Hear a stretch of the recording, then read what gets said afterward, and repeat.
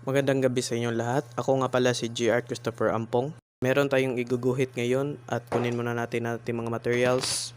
Pero before tayo mag-start, mag-sign of the pogi muna tayo para may plus points ni Miss. At binabasbasan ko na rin yung worksheet ko para may 2 points na tayo ni Miss.